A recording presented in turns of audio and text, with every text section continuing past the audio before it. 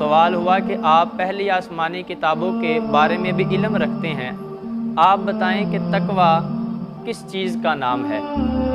تو حضرت کعب احبار رضی اللہ تعالی عنہ آپ نے فرمایا کہ کبھی آپ کانٹے دار جھاڑیوں سے گزرے ہیں؟ آگے سے سوالی کہنے لگا جی میں کانٹے دار جھاڑیوں سے گزرا ہوں۔ فرمایا کس انداز میں، کیسے گزرے ہو کانٹے دار جھاڑیوں کے اندر سے؟ فرمایا اپنے دامن کو چھپا کے، اپنے دامن کو سمیٹ کے گزرا ہوں، کہیں کانٹے اسے چبھ نہ جائے، میرے دامن کو تار تار نہ کر دے۔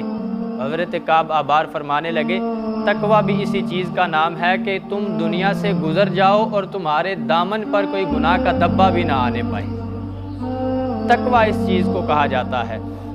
اور یاد رکھیں دنیا کے گناہوں سے بچ جانا، دنیا ایک مکافات عمل ہے، اس میں جیسا ہم کریں گے ویسا ہمیں بھرنا پڑے گا۔ علامہ صفوری رحمۃ اللہ تعالی علیہ آپ نے ایک بڑی خوبصورت حکایت اس حوالہ سے کہ دنیا میں جیسا کریں گے ویسا ہمیں بھرنا پڑ جائے گا، دنیا کے اندر ہی ہم اس کا خمیازہ بھگت کے جائیں گے۔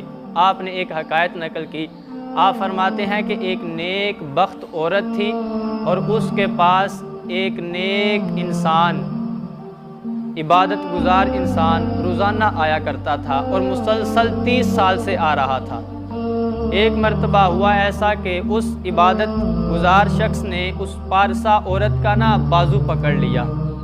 وہ عورت بڑا حیران ہوئی کہ 30 سال سے یہ سلسلہ چلتا آ رہا ہے کہ یہ عبادت گزار میرے پاس آتا ہے اور مجھے نگاہ اٹھا کے دیکھتا تک نہیں ہے، اور آج اس نے میرا بازو پکڑ لیا، یہ کیوں اور کیسے ہو گیا؟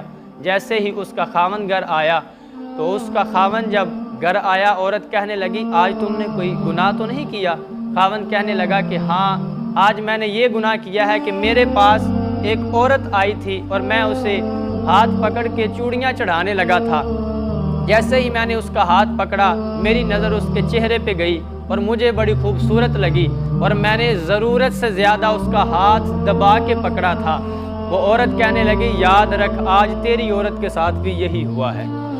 اگلے دن جب وہ شخص آیا عبادت گزار، آ کے معافی مانگنے لگا پارسا عورت سے کہ مجھے معاف کر دیں، کل میں نے یہ غلطی کی ہے، مجھ سے گناہ سرزد ہو گیا ہے۔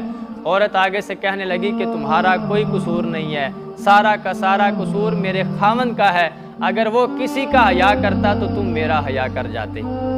دنیا ایک مکافات عمل ہے، دنیا کی غلاظتوں سے اپنے آپ کو بچا لینا